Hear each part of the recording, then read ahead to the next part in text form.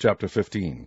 Then said the Lord unto me, Though Moses and Samuel stood before me, yet my mind could not be toward this people. Cast them out of my sight, and let them go forth. And it shall come to pass, if they say unto thee, Whither shall we go forth? Then thou shalt tell them, Thus saith the Lord, Such as are for death, to death, and such as are for the sword, to the sword, and such as are for the famine, to the famine, and such as are for the captivity, to the captivity.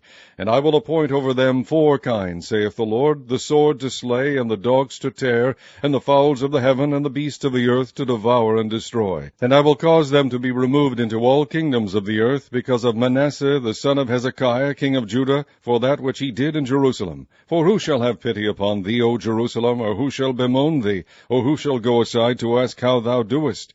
Thou hast forsaken me, saith the Lord, thou art gone backward, therefore will I stretch out my hand against thee, and destroy thee. I am weary with repenting, and I will fan them with a fan in the gates of the land. I will bereave them of children. I will destroy my people, since they return not from their ways. Their widows are increased to me, above the sand of the seas. I have brought upon them against the mother of the young men a spoiler at noonday. I have caused him to fall upon it suddenly, and terrors upon the city.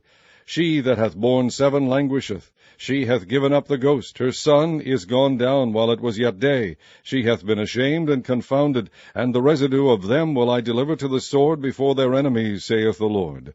Woe is me, my mother, that thou hast borne me a man of strife and a man of contention to the whole earth. I have neither lent on usury, nor men have lent to me on usury, yet every one of them doth curse me. The Lord said, Verily it shall be well with thy remnant. Verily I will cause the enemy to entreat thee well in the time of evil and in the time of affliction. Shall iron break the northern iron and the steel?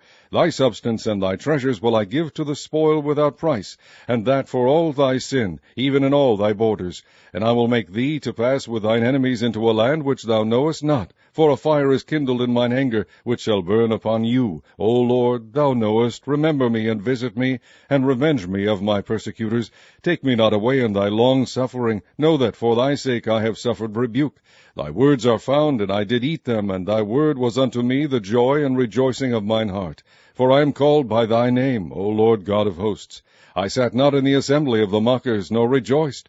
I sat alone because of thy hand, for thou hast filled me with indignation. Why is my pain perpetual, and my wound incurable, which refuseth to be healed? Wilt thou be altogether unto me as a liar, and as waters that fail?